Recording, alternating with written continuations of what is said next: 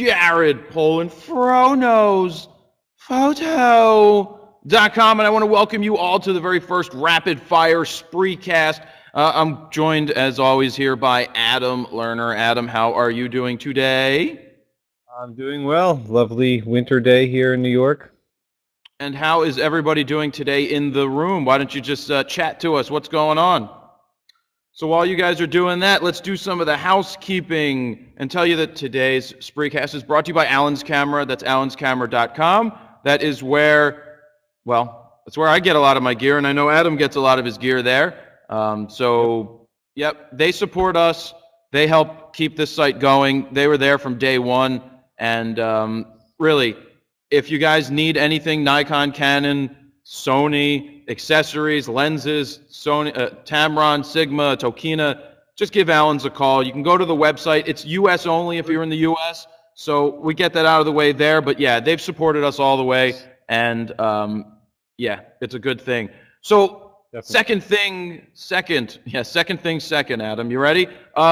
Yes. Use the comment question button to submit questions, but today we're primarily looking for people to be on camera to do the rapid fire questions. We want to bring you into the chat, give you 2 minutes to ask a question, any question that you would like, and then you get either Adam or I answering it, maybe both of us if we decide to use our bonus time, you know, overtime, and then we get you out of there and we bring somebody else in. So start requesting to come on camera, and Father Anthony will run through you guys and get you in order to start bringing you on camera. That will be great. And another thing, if you guys could tweet this out, I am going to put it right on the screen right now that, that we are live. We're also going to be announcing the Black Rapid winner at the end here.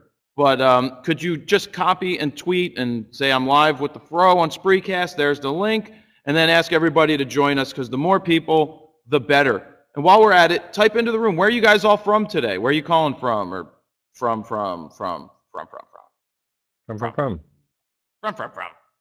Look at that. Canada, Germany, Spain, Norway, Cali, UK, Greece. Brazil, Greece. All right, you know what else I want to say, Adam? We'll just mention this one time. So we know that the Super Bowl is today, so we'll get the Super Bowl talk out of the way right now. Just go ahead and type into the room who you would like to win. I am agnostic, except for I don't like New York. I'm not a Giants fan, so I got to root against the Giants no matter what. It's a typical Philly thing to do. So that's me. So we'll get that out of the way. Go ahead and type who you want to win. After that, we're moving on to these rapid fire questions, and somewhere before the end of the Spreecast, I will be announcing the winner of the Black Rapid RS7. There were over 1,000 likes. There were almost 1,000 comments, and I have to check with them to see if they will give us a second one. I will talk to them on Monday, and if they do, then I will go ahead and go back through the list, read them more again, and pick a winner. All right, so we are done with sports talk. No more sports talk as of now, so no more Super Bowl stuff going on right now. You ready for this, Adam? Ready. Father, are you ready? Do we have people waiting and willing and ready to jump into this Spreecast chat? Are we ready to bring in the first person? I'm just waiting for a nod from Father Anthony. Yes, no, maybe. I don't know. I'll set my clock for 2 minutes. My clock is now set for 2 minutes. We look to be ready to bring somebody in. Father, go ahead and bring in the first person for this rapid fire Spreecast. All right, it's Billy Smith. Billy Smith, where are you calling from? South Carolina. South Carolina. And how you doing today? Good. How about you guys? We're hanging in there. So your 2 minutes is going to start now. Hey, yeah, nice deer. What's your question? Yeah. My question is about the D7000 versus the D700. I've done several shoots and I keep having issues with the D7000 missing its focus. It's not, it's consistent, but not enough for me to actually get rid of the camera for 3 weeks and send it to Nikon. So I've been considering getting a D700. But I was worried about the image quality differences. I know the ISO is better on the 7000, but all right, overall stop. image quality? Stop. You got that totally backwards. But first, I'll answer the first part of the question. The 7000 does have issues with focus. I have issues with it myself, but it does not even compare with the image quality from the D700 at all. At all. Not even close. They're not even to be mentioned really in the same category. One, the autofocus is better in the D700. Sorry, yeah, the D700. The image quality is better. It's a full frame sensor. You got the D3, and I'm not yelling at you. I'm just saying it. It has the D3 sensor in the D700. It's an all-around better camera. Adam, 40 seconds. Go ahead. Yeah, I had a D700, and I've actually had a couple of them. They're amazing cameras. They're right on par with any professional Nikon camera out there, and you're going to get a much different experience. You're going to get a full frame sensor. You're going to get very fast autofocus. You're going to have 51 autofocus points. It's a great handling camera. I mean, just putting it in your hands, you'll instantly notice the difference. The kind of lens options that you have, as far as older AFD lenses and newer lenses, they're worlds apart. So if you were thinking about making a jump to full frame, that's not a bad option. Although there are some things that are coming down the pike very soon. Jared. That we don't. Yeah. I'd say I'd look into D700 at some point. And thank you, Billy. Your 2 minutes is up. Did that help? Yeah, it did a lot. That's some misinformation from the internet I've been reading about comparing the two, and had Right. me just, I mean, really, you guys just hooked it up. So thanks. Yeah. So Cool. pay attention next week, and then just pay attention to the site next week. All right. So that's a great question. And misinformation, I don't know where that's come from, but I don't know, it's probably come from Ken Rockwell. We'll just say that right now, because I know from reading his site, and I do read it. I like his technical aspects of things, but his practical aspects are off the wall. I read that he would say, like, one second, Ad, that the D7000 had better quality than the full frame, and it's just not even close to being true. Go ahead, Ad. Yeah. Two quick things. Number one, although that Ken might have like a huge repository of data and technical specifications, if you really want to follow technical things about cameras and their usability, follow a photographer or photographers that are using those cameras. Two, if you really want to know the specs and you want to go, pound for pound, go to Nikon's website. All that stuff is laid out there very clearly. You can compare focus points, you can compare dimensions, you can compare all that kind of stuff. Yep, and don't take any one person's word as the gospel. Don't even take mine. Don't take Adam's. Don't take anybody out there. Do your research. Find the information yourself, but don't overdo it. Father, are we ready to take that next person? Whenever you're ready, drop them in here, and we'll get going. So, guys, remember, you can request to be on camera to get in on this 2 minutes questions. Yeah, 2 minutes. And there. Hey, Jeff, what's going on? Where are you calling from? England. Hello? All right, you ready? Are you ready for your 2 minutes? Yeah, I'm ready. All right, go ahead. You're on. Yeah, I've just started using software for Lightroom, and I'm struggling being a newbie. Is there any other software I can get used to bring me into Lightroom for editing RAW? I really think that Lightroom is pretty simple. I think you're going to pick it up really quick. Yep. What are your main issues right now? Just real quick, what are your main issues with it? It's getting the sharpness and lighting right. I keep on playing around, and I end up worse than I took the picture in the first place. Oh. I can take a good picture, a fairly good picture, but when I start playing around, I start playing around too much, and I can't seem to stop, playing around with the photo. Right. Okay, so the best advice for this is I can't. Adam, you have anything? Because I'm kind of at a loss without knowing more. Jeff, I think that just because you open Lightroom and you've got all those sliders and all those adjustments, that the compulsion is to want to try to manipulate all these things. The other tendency is, just because you've got them, you want to actually try to offset and balance all these. Less is more. Very simply, if you start with a very good image, do some very minor edits. Get your white balance looking really, really nice. You know, work on your sharpness, your contrast, and things of that nature, and do minor adjustments, but don't feel compelled that you've got to go through the entire battery of sliders if you're already starting with a good image. Excellent. Thank you very much. Yeah, that's definitely. Small steps. That's great. Go ahead, Jeff. What? Yeah, just yeah. Adam, that's a great answer. Yeah, I'd say the same thing. Now that you said that, is just don't overdo it. Just because it's there, you don't have to do it. If you're happy with your picture after just tweaking one thing or another, go for it. Go ahead, Adam. Right. One other thing is that I can say that I adjust Lightroom according to what camera I'm shooting with. Some cameras, the stuff that you get out of the camera is fairly good from the start. Some cameras need more sharpening. Some of them need white balance corrections. Once you get familiar, you'll know what basic adjustments you can start with and then build from there. But you don't have to do everything. Jared? Jeff, Thanks to you very I much. bought this D7000. Great camera. I mean, I have it. Did that help you out today, Jeff? Yeah, watching you lot cost me a lot of money. Or saves you a lot of money too. Don't forget that way too. All right, Jeff, we're going to move on to the next guy. Thank you very much for joining us. No, thank you. Take care. Thanks. See ya. See ya. And that's cool.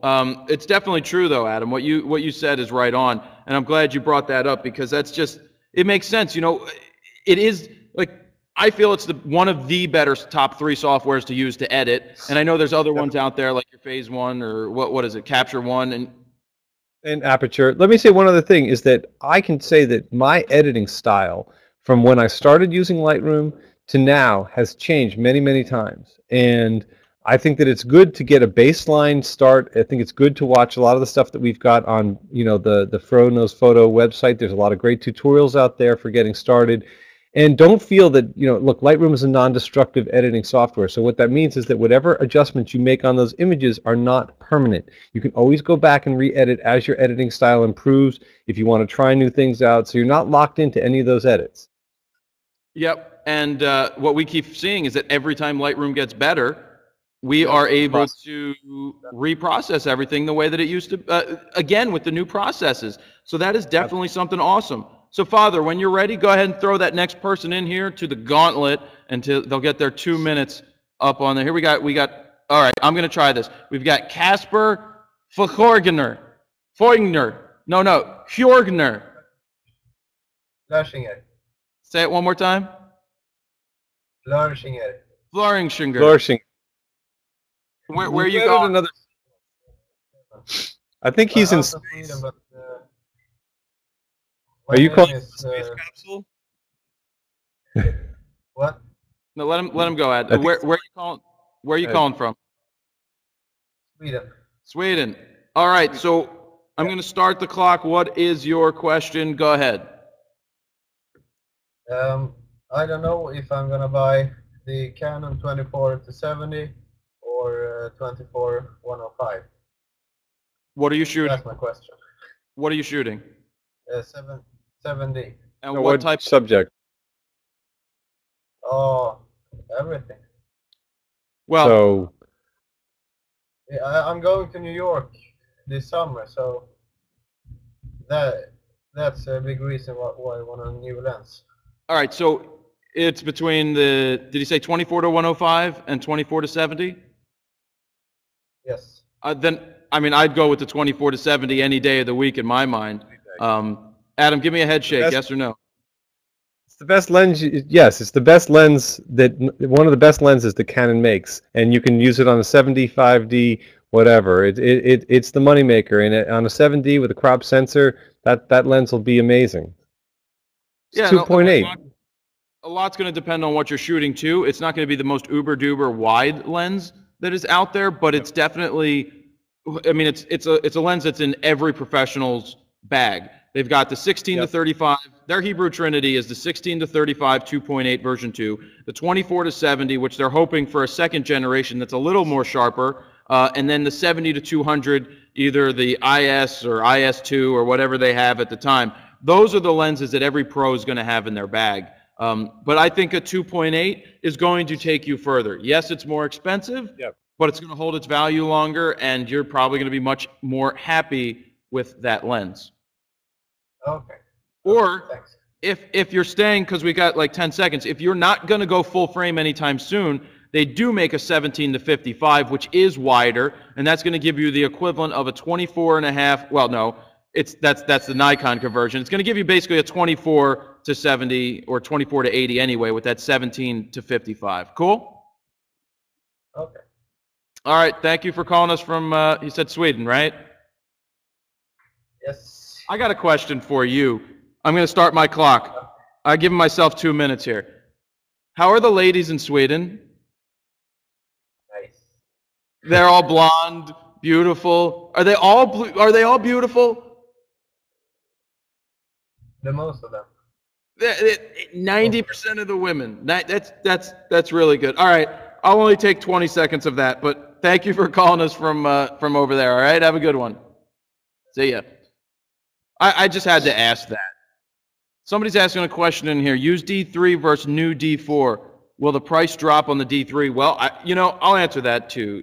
Yeah, the price is going to drop slightly on a D3 because the D3Ss are going to be the ones that people are dumping. Some people are dumping. I don't think everybody's going to dump them for the D4 because there's, Adam, let's just go on. Let's give ourselves 2 minutes before we get into the next thing, and we'll talk about this for 2 minutes. Yeah, what's really ticking me off about the D4 right now is the two different cards. And it's true, the speed difference is not that extreme. Getting 62 raw files for 70 raw files with the new card doesn't make or break my day. I just think that having to force us to buy new cards sucks. If they would have just put 2 of the new cards in there and forced me to buy 2 of the new cards, I would have been fine. I would have been like, oh, that sucks, I got to spend more money. But then I'd have redundant cards. Now I don't have redundant cards. I tend to agree with that. I think that trying to adopt a proprietary system exclusively for this new camera is a pretty bold move because it forces all of us who've been formerly shooting with CF and SD cards to have to adopt this new format. We have to buy new cards, which are at the top of the price point right now because there's no competition. We have to buy new card readers. And you're right. The difference is incremental. Granted, maybe we get a slight percentage in writing speed, but that's a slight annoyance. I think that there's going to be other things that we're going to love about it, like the new WT5, wireless access point. I think that that's going to be something that's really cool. But then again, for the extra money, why didn't they just integrate that into the camera? If you see the size of the dongle and you take away all the plastic housing, why isn't that just in there? That's something that also bothers me. The new battery, having to adopt a whole new battery, so that if you've got 2 or 3 or 4 additional batteries for your D3, D3S, whatever, now it's a whole new battery. So, there's a lot of little things like that just kind of... I did say dongle. You're right. We've got 10 seconds left on our question. Father, go ahead and bring the next person in as we wrap this up. And yeah, there's those slight annoyances. It's going to get better, we hope, but hopefully it's not a D4S in the matter of 2 years where they go back and the other card totally fails. But so we've got Maxim Zopman. Are you a brotherhood? Yes, that's it. Where are you calling from? I'm come from France, but now I live in Bahrain. Bahrain, okay. What is your question? We're going to get going with that.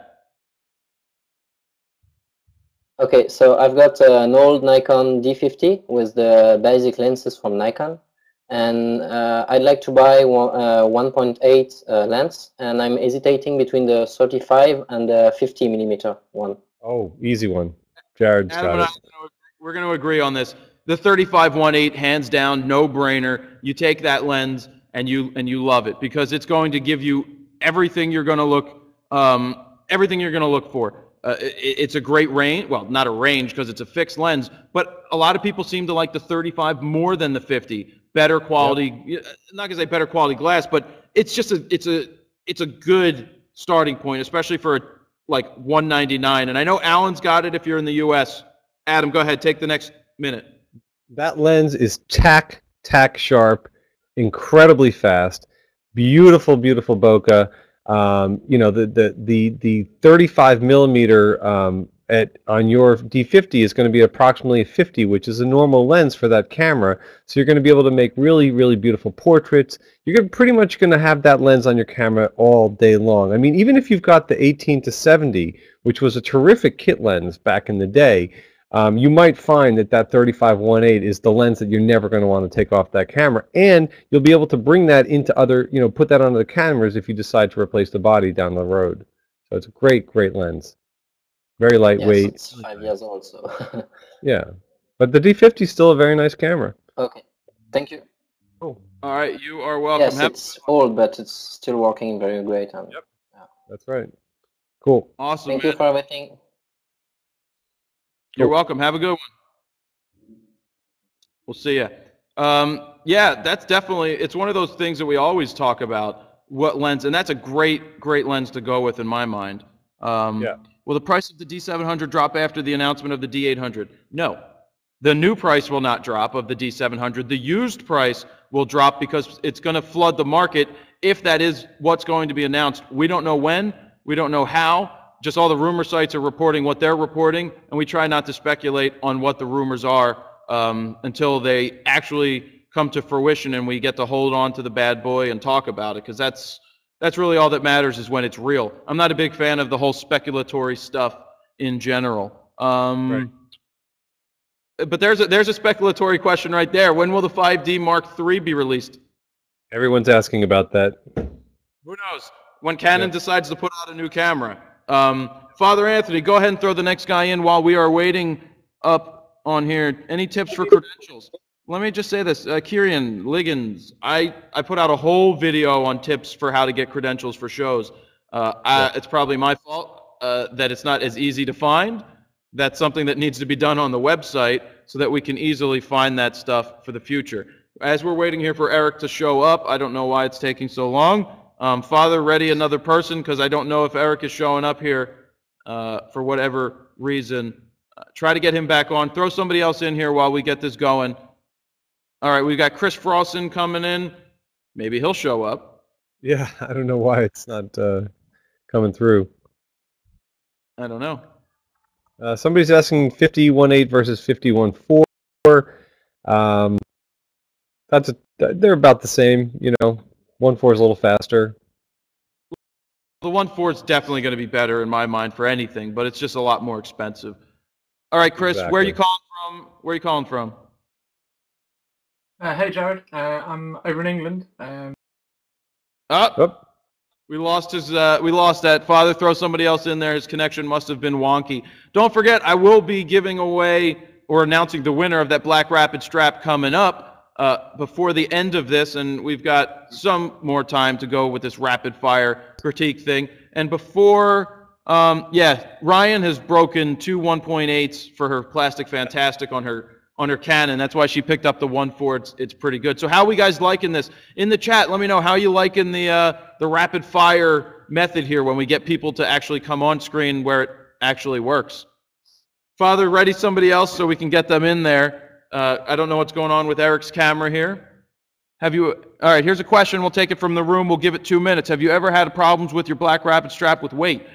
My answer is no. I put on there the 70 to 200 2.8 with my D3S, and I've done it in both the right way and the wrong way. The right way is I put it in the socket in the lens, and the wrong way is I put it in the bottom of the camera. But that's the way I like doing it, so I can switch lenses quickly, so I don't have to unhook from one to then put whatever. No, I haven't had any problems with weight. I just like to check that the fastener is always connected, and before I let my camera drop to my side, I like to make sure that I'm still clipped in and I didn't unclip myself at all. Haven't dropped one yet. Oh, Adam, why'd you say that? I'm gonna knock on some stuff. No, you have to do all kinds of voodoo stuff to make sure it doesn't happen. Yeah. Father, whenever you're ready to pop somebody on the screen, let's see if it works. We'll give Eric Rossi one more chance here. If not, that's going to be it. I love the landscape photography. I love why'd I add the in there, Adam? I love landscape photography. Should I get the Sigma 17 to 52.8 or the Nikon 16 to, there is no 16 to 35 2.8. There's a 16 to 35 2.8. There's a 16. Yeah, there's an old 17 to 35 2.8. There's a 16 to 35 f4. Right. I'm still a 2.8 fan over anything else. I mean, the 16 to 35 is nice, but I don't think it's the one that I would particularly go with. Yeah, the Sigma's So- not a bad lens. I like the Tamron too in that family. I think they're pretty comparable. You know, nice and sharp and contrasty and really versatile. You know, for landscape, I mean, I guess it depends on what what your body is. I mean, I'm assuming that we're talking a DX body, so you get some crop factor in there. I don't know. I think that's a pretty good lens. Yeah, and one other thing I want to add here is be sure to scroll over my face and Adam's face down here in the participants thing. Be sure to follow us, because when you follow us, you can then be notified when we go live, an hour before we're going live or when a new one is scheduled, so that you can always be on here with us to participate and enjoy and all of that good stuff. Father, throw somebody in here for me when you get somebody that's working, so we can get some more people on the screen. So far, we've had people from all around the world, which is definitely something that's pretty cool. Can I post them on Facebook? I don't think I can post this stuff on Facebook just yet, but I'm sure that embed will be coming very soon. Consider being on Adorama TV. I don't know about that. So we got Chris hopefully coming back on the line. Father, give me a chat here in the producer chat. Let me know how things are going, how many people are on the line waiting, so we know how much time we should put aside to continue doing the questions on the camera. All right, Chris, let's see if we get you. Where are you calling from, and what's your question? Fingers crossed the audio is working, guys. Hi, guys. How you doing? I'm from over in England, and Ryan's having a trickle.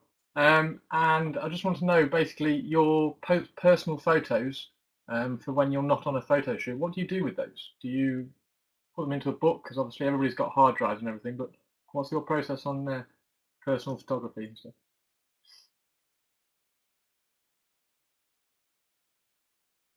What do I do? I'll start with that. I'll take a minute there, and then we'll take Adam. I've got a lot of Adorama Pics books. I like to put my work that I shoot bands into one of those photo books. I think a lot of people these days get stuck with not printing photos anymore. They just get stuck on the computer, and you're living in a box. You're living on the iPad, and it doesn't make as much of an impact as when you do big ass prints. And I'm actually looking on the floor. I've got a roll of, there's 3 40 by 60s in there, all encapsulated, and there's a 30 by 45 that I just picked up at Taylor Photo that I'm going to be doing a video about.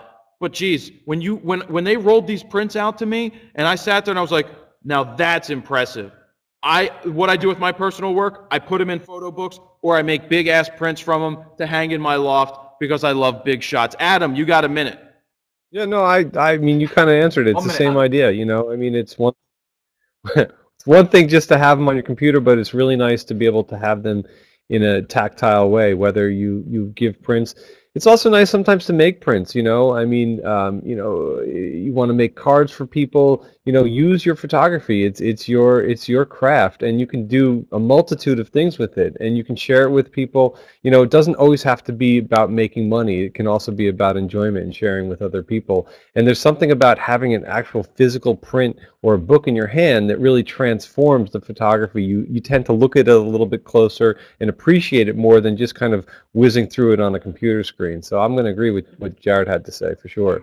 And it looks like you got a pretty big print sitting behind you over there, unless that's your kind of view from where you're sitting of New York.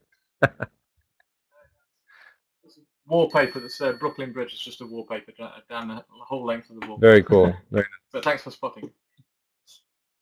Yeah. Cool. So anyway, I'm interested to hear what you have to say a little bit more. Your 2 minutes is up, but what do you do? What do you shoot?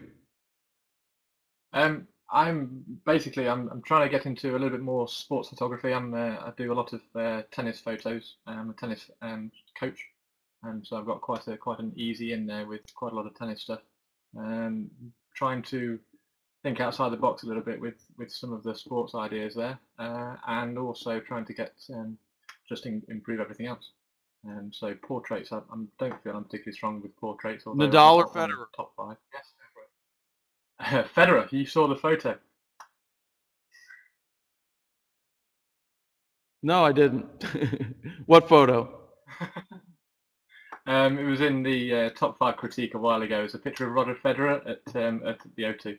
But I've got a number of Federer and Nadal. Yeah. Okay. I definitely did. I It's a did see difficult that. sport. Here, I'm just going to throw this out there for sports photography. Yeah, I used to shoot it. I was hired to shoot the Advanta Championships for a couple of years, which was a women's WTA event, which was fun. What I would say for sports is if you have an in, do something totally different. Just do it differently. Don't just worry about what's going on the court. Find things that are interesting off the court. Turn around and find those crazy fans. Get onto the practice court. Get the guys tying their shoes. Get the guys restringing their rackets. Get them in the clubhouses. Just if you can get the access, do things different. I know it sounds difficult for everybody out there, but that's what I live by when it comes to shooting musicians, is doing things along those lines. Chris, thank you for joining us today. Thanks. See you later. Cheers, Adam. All right, we will see you. Yeah. Oh, sorry. I hit the off button there. Father, when you're ready, throw the next guy in. But that was cool. I like talking to guys like that, and I do now remember the Federer picture that he did put up there. That was in the top 5. It was definitely cool. Adam, you ever shot sports? A little bit. I've shot a couple of different events over the years. I'm not as much of a sports enthusiast as you are. I've shot more bands over the years. That's kind of what got me started taking photographs in the beginning, really. You know, it's interesting. I was just thinking, you saw my big ass prints in the loft. What was the first thing you thought when you walked in here, other than the size of the loft? What were you thinking? Well, look, I think that it's a scale of proportion. You know, if you've got the wall space to accommodate those kind of photographs, then absolutely, by all means. If you've got a small apartment, then make smaller prints. You know, there's no rules. I mean, you know, it's nice that you've got the space that you can put that quantity and that size of prints in there, and it's really nice because it's really representative of the work you've done. You know, it really kind of ties it down and brings it together. And like I said, it's much different than just looking on a computer through your portfolio to see all those works just kind of surrounding you. It's a really nice thing. Right. Father, do we have anybody ready? Throw somebody in there, or if not, just let me know in the chat. So guys, if you have your cameras and they're ready to go, Father, throw in Sam Green if he's got a request. Throw Sam on the camera if Sam's got his video ready to go. But if you have a request to come on camera, we definitely would like to get you guys on to see where you're at in the world and answer your questions. So is a 18-200 a good lens to keep on your camera? I'm just going to flat out say no. In the professional realm of things, absolutely not. If you're just basically, we'll say an amateur, and you're looking to travel around and take everyday pictures and not worry about anything else other than just shooting and having a large range, then the 18-200 is going to serve its purpose. But for the price of it, which is like $600 or more, you could totally get a 17-50 Sigma. You could pick up a Tamron. You may even be able to find some used Nikons, or just get a 35-1.8, a 50-1.4, things along those lines, because those are just going to be pretty much more just better lenses in terms of quality. But if you just want one lens and you don't really worry too much about anything else, then I would go with that. Adam, you want to add anything to that? Yeah, I completely agree. I mean, you know, if you're going to carry a DSLR with an 18-200, you might as well just get, you know, one of those Canon G12s or something like that, because it's essentially the same thing. You know, you're not going to be at any kind of fixed aperture. You're not going to have a lot of control over things. You're going to be, you know, when you have that kind of a throw on there, you know, I don't know. I just think that if that's the kind of lens that you're looking for, then, you know, you don't really need a DSLR to pair it with.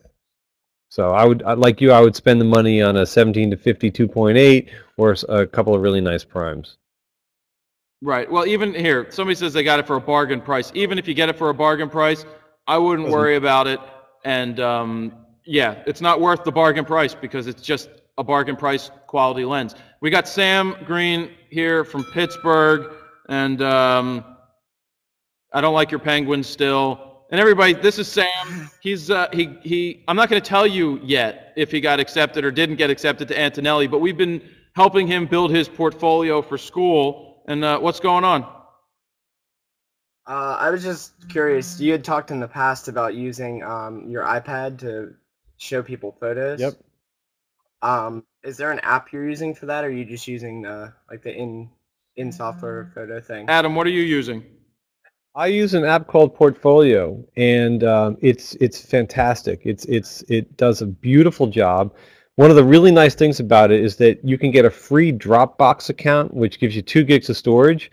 You can, from your computer, you can export all of your galleries into Dropbox directly from your computer, you know, and then it syncs it right up to your Dropbox, and then you can take your iPad and then sync up all of those galleries directly within the Portfolio app. The other thing that's really super cool is that you can have as many portfolios as you want, but depending on what kind of a client you're seeing, whether you're seeing somebody you're shooting editorial for, somebody you're shooting weddings for, you can turn on and off whatever portfolio galleries you want to actually display. So you can on the fly, let's say you had 2 meetings for 2 different kind of clients, on the fly you can change what portfolios you're going to be showing.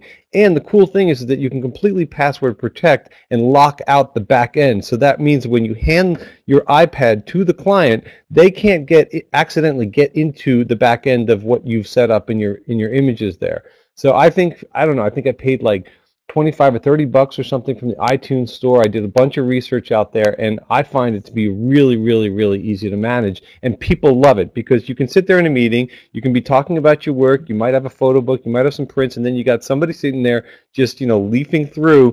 Even if they've never used an iPad before, they just go and leaf right through it, and it couldn't be easier. Right, so it's called Portfolio, and I'll just say 2 things in the last 30 seconds of your call. It's good to have the portfolio on the iPad, but don't forget it's still good to really impress with some nice books or big-ass prints. Right. You know, yep. If you walk, you know, out of 10 people walking into a portfolio meeting, a lot of people these days are just going to throw iPads on the table. That was cool when the iPad first came out, and I was one of the first, you know, I picked one up the first day. That was cool. But as more and more people use them, it's not something that is as impressive as it used to be. It used to be a discussion about how cool the iPad was. Now it's just like, all right, it's cool. It's the iPad. I got your photos. But you throw a 12 by 9 Adorama book on the desk, and they open it full page, and it's a 12 by 18 full frame image. That's going to impress. And, you know, having both is definitely a bonus. So Sam, how are you doing? Pretty good. Yeah. Thanks for the help on that. No problem. Did you cut your hair? I did a little bit. A little bit. So anyway, guys, we've got part 3 of Sam's portfolio thing coming up in the next week or 2. In that episode, we're going to be finalizing the portfolio because he pretty much had to rush to school by the end of the weekend, and we just had to basically put together the 10 images. So how's everything else going? Pretty good. Haven't really been able to go shoot much. As soon as I'm done with this, I'm going to go shoot a little bit. All right. What are you going to go shoot today? I got a film. My neighbor gave me a film SLR, so I've been playing around with that a little. What's with people giving you equipment? Your friend gives you a 35-1.8, and your neighbor gives you a film camera. I don't know what I did, but I got some nice people in my life. Well, that's a good thing. And I'm sure I'll see you next year at some point. Yeah, I'm sure you will. All right, Sam, we'll be seeing you. Thanks for coming on. Peace. That's cool. Father, ready whenever you want to throw the next person up. We'll get them ready and going. Yeah, he's definitely a cool kid. Sam, I can't wait to follow him around and see how he progresses. And we've got, what's it say, Steven? What's going on? Nice video, by the way. I saw your video. How you doing, man? Good. Up that microphone you've got. So while he's upping the microphone, yes, go ahead. All right. When you edit a photo in Lightroom, do you just play around with it until you like it, or do you actually have a process you go through when you edit a photo? Like you look at it and go, "Oh, I know I want to do that. I want to do this." Yeah, good question. First off, nice video you made. If anybody didn't see it, I posted it. Right? You had fun doing that? Yes, I did. All right, good. Thank you very much for doing that. I sent it to Alan. I posted it on the site. It was really cool. So I'll take this question for a minute, and then Adam's going to take this question for a minute. This is one of those interesting things. There's 2 styles. I think a lot of people formulate their own style in Lightroom and tend to do the same things by moving the same sliders and doing things like that. and I do that. I do not have a problem moving a slider just to see what's going to happen. That is the whole point of developing and processing your image. So for people to get angry sometimes when I'm developing or other people are developing and say, oh, you don't have a direction of where you want to take the image. I absolutely have a direction of where I want to take the image. I just need to see what it's going to look like in order for me to determine if that's where I want to go. Because you can't just guess your settings in Lightroom and go, oh, I need to move the slider to 9 on contrast, sorry, like 79 on contrast, and this on clarity. You have to see it. We're visual people. That's the point of photography. That's the point of processing. Adam, you're up. Yeah, I think that there's definitely something to be said about that. I feel that certain images I look at right when I bring them in there, and I'm like, okay, you know what? I really want to go black and white. I want to do some split toning with this. These I just really want to kind of do some straight up, sharpening and maybe just adding some contrast to. And oftentimes those ideas lead to other things. So sometimes you start with a certain idea, you bring it up to a certain point, and you say, you know what? The way it's looking right now, I really want to go black and white. Boom, you hit that V key, and next thing you know, you're like, wow, that's even better than where I thought it was going to be. I know that for me, depending on what camera I'm shooting, depending on what the raw file comes out of the camera, I know that there's certain basic settings I'm going to do, but I keep my baseline settings really, really minimal, just to bring the level of the image up, just to a point where like I'm happy looking at it in Lightroom, and then I kind of go from there. So I think it's not a bad idea to have a predetermined idea of what you want to do, but I also think it's a really good idea to not be locked into anything. To think to yourself, oh, I would never raise my blacks past 20 because then it's going to be too thick. You know what? There's going to be times when you're going to raise your blacks way beyond that, and it's going to look awesome. So don't feel that you have to, that if you move something too much one way or another, that you're messing with it. Again, Lightroom is non-destructive. If you do something, you save it as a snapshot, you can reset the whole thing, start all over again. There's no rules. All right, okay. good. All right, well, thank you very much, guys. I really appreciate all your help. Hey, thank you for what you did. Keep making those videos, keep shooting, keep sending them in, all right? No problem, man. Thanks a lot. All right, We'll see you. Ryan, Miss Kilkenny Cat, you should get on camera. I think if you'd like Kilkenny Cat to get on camera, please type in the room, get on camera, Kilkenny Cat, please. Ryan, anybody? Go ahead, Father Anthony, when we're ready with the next person. We're still looking for more people to jump on camera. We're going to be wrapping up in the next couple minutes, and I'll be announcing the winner of the Black Rapid contest, and that was timing. Ronald, what's going on, man? Hey guys, what's going on? Not much. Can you hear me? Yes. Absolutely. I'm good. My question is, I of course shoot the photography as a hobby right now, and I'm looking to do publications eventually, newspaper, any type of print media. What advice would you have for trying to get into that realm? Adam, you want to go first? Or you want me to go first? Sure. What kind of editorial are you looking to do? Are you particularly drawn to food, shopping, sports, journalism? What is it that you tend to shoot mostly and really feel comfortable doing right now? Right now, I mean, more landscapes would be, the thing. I don't really have a particular area to go into. I know most people are a little more right now. So anything really. Well, here's the thing, Ronald. There are a lot of websites and blogs. Where are you calling from? Fort Lauderdale.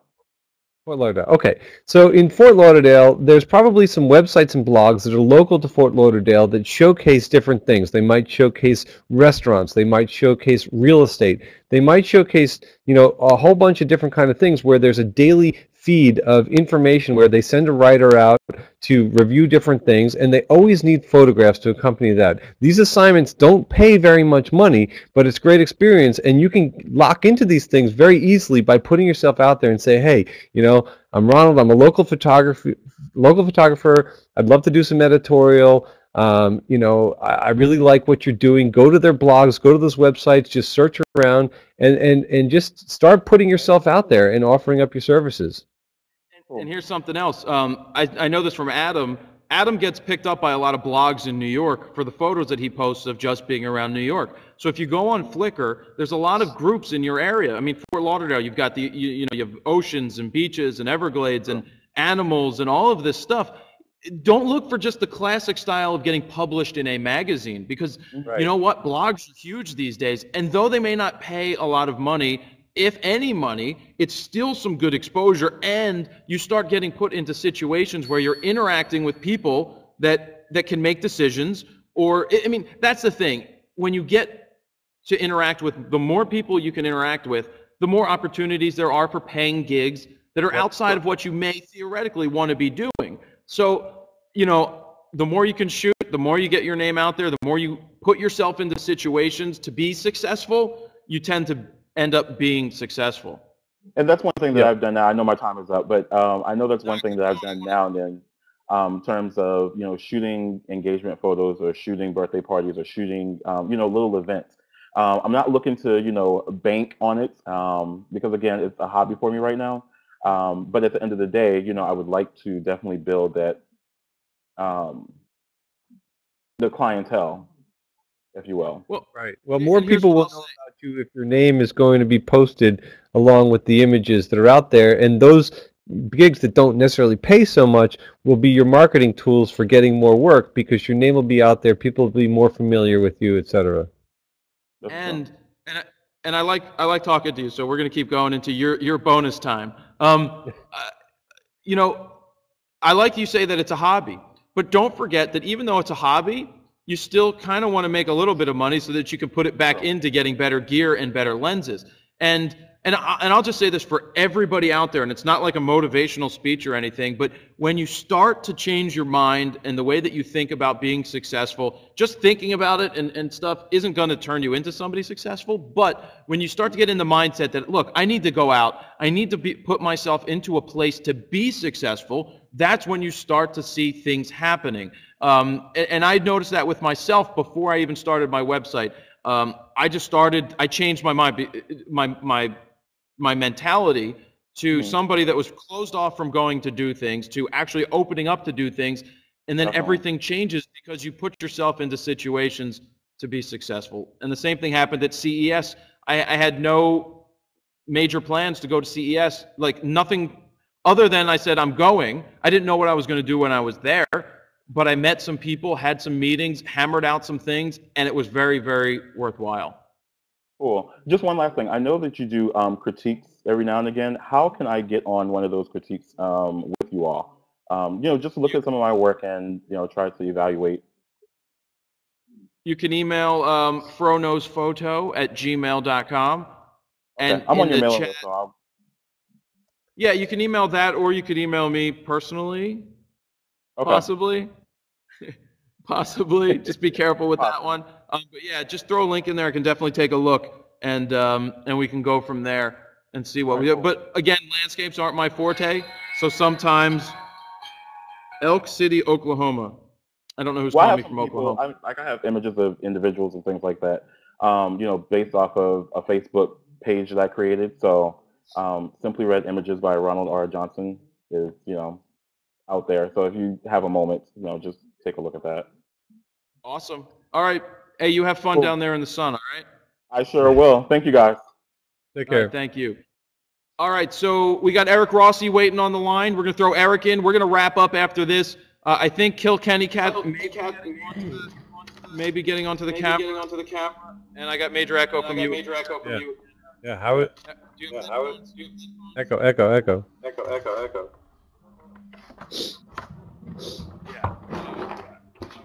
For the time being, just pause it. Just turn off please. So we're going to get Kilkenny Cat. Are you going to be getting on camera? Father, yeah, Ryan is next. So after Ryan gets on camera, we're then going to go ahead and announce the Black Rapid winner and go from there. All right. Is that better? Yeah, much better. Go ahead. Much better. Okay. Just a quick question to get out of the way. I kind of have two. By the way, Adam, thank you for the picture and for answering me back. No worries.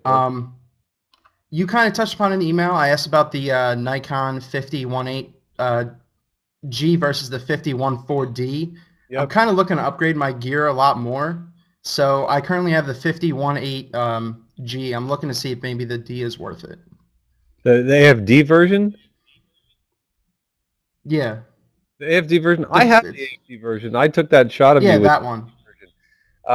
for the money, it's a really, really beautiful piece of glass. However, it's incredibly slow focusing, and the focal plane on that is so shallow. And according to Jared, I tend to I don't stand in one place when I shoot sometimes. So if you move the slightest bit, particularly when you're standing close to somebody, you miss the focus. And that can happen on a lot of different lenses. I think the G is probably a faster lens. So yeah, Jared's got something to add to this. The G is not that fast to begin. Actually, you'd be surprised when you throw, even though it's an AFS, it's really not that fast either. Gotcha. Okay. So maybe for the so you'd say probably. Here's the thing, that 51.4 AFD it's never really going to lose its value. So if you can find a really clean copy used, check it out. If you love it, keep it. If you don't, you're not going to lose out on that lens. But I can tell you, when you nail the focus on that thing, it is awesome. There's nothing. There's no. As I saw. About it. All right. Quick thing too. I actually just started shooting basketball yesterday, just to kind of build up my website. What tips can you have? Because I know Jared does hockey more. What tips can you have for what focus to use and everything like that? Because I tried some things and it wasn't working out. Yeah, I got this. We're gonna X you off the screen for now, but I'll answer that. Thank you for coming to the photo walk, the Froto walk. Did anything? Yeah, that was awesome. Give us a quick 20-second recap of what you thought of that. Oh, it was great. It was great to see a ton of people come out. Great to see the cop car pull up with the model jumping on it, and it was just a good time talking with you guys. It was a really cool experience. Cool. All right, so let me answer right, that. Thanks. Thank you, Eric. Have a good one. The quick 1 minute thing, I'll put a minute on the clock here for answering this. Basketball, continuous focus. It's really continuous focus as they're coming down the court. Sometimes you want to shoot with a wider lens because a lot of action happens under the basket. You want to have multiple people in the frame. What I'd like to say, you have 4 quarters to shoot. Try something different for each quarter. Force yourself to use a different lens or a different focal length each quarter. Either shoot with your ultra wide for one, shoot with a 70-200 for another, shoot with a 24-70 or a 17-50 for the other, and then maybe throw on that 50 millimeter and see what you come up with. Try different places to sit. Sit under the basket, sit to the side of the basket, check out what's going on the bench. Get people coming down the floor with you, towards you, if you're going to be under the basket. Just see what works the best, but don't try to chase the action and everything like that. All right, let's throw Ryan in here, and then I don't know if we've got anybody after that because I want to get this wrapped up. But Ryan, I guess, got into the peer pressure and got thrown onto the camera here and still has beautiful lighting coming off of that window. Ryan, say hi to everybody. Hi, everyone. Uh-oh. Don't be nervous, Ryan. I'm always nervous. Well, you shouldn't be nervous. So, guys, this is Kilkenny Cat. By the way, we did a whole rapid-fire critique with her, and I'll be putting that up sometime soon as well. So, yeah, what's going on? Did you have a question, or you just got peer-pressured into getting on camera? Peer pressure. I have no questions. No question. What are you? I saw your Instagram of you built a fireman or a fire hydrant. Yeah, I built a fireman and a fire hydrant. I can't wait to see what you come. Yeah, I had to make something for this weekend. Let the kids rest. Yeah. Do they get tired of being in the photos? No. You just figured you'd give them they a. Love it. Yeah. All right. Well, that's cool. We made you come on camera. Do you want to ask anything at all? I don't have any questions. All right. Well, Sorry. no, that's all right. We just wanted to get you on here just to say hello so everybody can say hi because you keep doing a lot of really good work. Thank you. All right, Ryan. Don't be nervous. Where's Purdy or Putty or Patty or Potty or whatever the cat's name is? Asleep in my bed. He's asleep? All right. Yes. All right, Ryan. Go back to having fun. Thank you for coming on. And we'll see you there. So we got one more person. Actually, before we bring Luke on, is it time for the Black Rapid winner? Do you guys want to see who I selected as the Black Rapid winner? Ryan, thank you for joining us. Should just not do the Black Rapid and wait till next time. Oh, don't do it at all? Yeah, what do you think? Well, no, that wouldn't be fair. No, we should do it. We should definitely do it. All right, I just have to find the request that I typed here. Where is it? Father Anthony, did you see what I just wrote? I'm looking for my own request. I wanted to pop it up on the screen. Oh, I got it. I found it. Here we go. Here is the winner, Clifford Young. So I went through the 900 and almost 1,000. Oh, don't be upset. Don't be upset. There will be plenty more opportunities to win, especially when we go to South by Southwest. Black Rapid's going to set us up with a whole bunch of straps to do a lot more giveaways. So let's congratulate Clifford on being the winner here. So that is definitely a cool thing. And you all will have your chances to win again. So it's a good thing. Don't forget that. It's a good thing. And positive thoughts and positive energy is what helps everything keep ticking, not getting angry. So what did he do to earn it? Well, he wrote up what he would do with his RS7, where he would go with it. I liked what he had to say. There's, like I said, over 900 and some comments posted there, so I read through a ton of them since they started coming in almost 2 weeks ago, and I just liked it. You know, I saw the ones that I liked, and I randomly selected the one from the ones I did like, and there you go. I just liked it. Plus, he's a student. I like when kids are students and people are students, that sometimes they need a little more kick in the butt. And that's what I liked about the final ones that I picked from the 10 that I had. I liked his and used that as a reason to do it. So let's get Luke on the camera here. We'll get in touch with Clifford and get him his strap from Black Rapid, and that's a good thing. And after Luke is done here, we're going to wrap this thing up. Luke, is that did you do your hair naturally like that? Yeah. Is that the new Bieber look or what? Oh boy. Uh-oh. All right, Luke, what's your question? How did you get into photography? And where are you calling from, by the way? Philly. England? I Did think you go to Hogwarts? He didn't say Philly. Did he say Philly? He said Philly. You're around the corner from me? I got into photography. We keep tilting the camera down. I got into photography when I was 13 because I thought that I could do a better job of certain things when it came to shooting sports. I saw a couple of people shooting a junior high school basketball game, and instead of telling them, and this is something I would have done back then, instead of telling them that I thought I could do a better job because I didn't think they were doing it right, I decided to borrow my mom's point-and-shoot camera and went out and sat there on the floor and did what I thought would make good images, and I started taking pictures, and that was it for me. I just picked up the camera at 13 and kept shooting ever since. Adam, you? Yeah, I was maybe about 15, and I took my dad's Pentax, and I started shooting bands. I was really, really into music and seeing bands all the time, and he had a 51.2, and I think I was shooting some like 800 ISO film, sneaking it into clubs. And, you know, underage, sneaking a camera into clubs. I'm not recommending anybody do this, but that kind of gave me the bug. And I always had a contingency plan. I always had like this dummy roll of film so that if like one of the bouncers tried to catch me, I would quickly unroll mine, take it out, and put the dummy roll back in, and then just give it to the guy and be like, oh, here you go. That's awesome. Because back then they would confiscate your film, which is crazy. Now everybody just shoots everything with an iPod or iPhone. Luke, what do you like to shoot? Anything.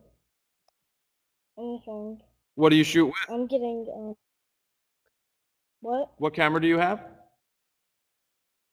I'm getting, T1i this month. T1i. Oh, cool. That's awesome. Is there anything that you want to shoot? And then Kilkenny, Ryan has one of those cameras too. So what is the subject that fascinates you that you like to take pictures of? Well, I used to do food photography, but Food? I don't know. Nice. Yeah. We have a good friend who's an amazing food photographer, and that's a great thing because not only can you shoot the actual food, you can shoot the restaurant, you can shoot the space, you can shoot the server, you can shoot the chef, you can shoot the kitchen. There's so many stories that you can tell in a cafe or in a restaurant. I mean, obviously shooting the plates is beautiful photography, but there's all kinds of editorial and great stuff that can be born out of that kind of shooting as well. So that's a great subject, and people love food, so do it. It sounds great. All right, Luke, thank you very much, man. Good luck, all right? Cool. So that was cool. I got one more thing to say, guys, before we do this. There is a new 5-minute portrait video coming, and this is a preview of it. It's a really good song, so if you're watching it and thinking that it means that I'm in love with Sarah, no, I just really like the song that Walt wrote, and I wanted to use it in this video because I thought it worked a lot. Has anybody seen this yet? Has anybody seen this? Type into the room. You liked it? I liked it too. It's going to be another 45-minute, 5-minute portrait, but it's pretty cool and all of those good things. So, yeah. So, Adam, thank you for joining me this Sunday. All right, thank you. Good all to be right, here. guys, be sure to follow us and all that good stuff. I want to thank Allen's Camera again for the support they've given the website and for giving you guys all the Fro prices and all that good stuff. So that's it. Father Anthony, thank you for your help over there in the room. And guys, be sure to follow us so that you know when we are going live the next time and when all of the contests will be. We're going to start having contests where if you're watching, you will be the only people able to win. That's going to be cool because if there's 100 people or 150 people, you have a 1 in 150 chance to be a winner. So that's it. Go have a fun day. Keep shooting raw. And that is going to be that. Jared Poland, FroKnowsPhoto.com. See ya.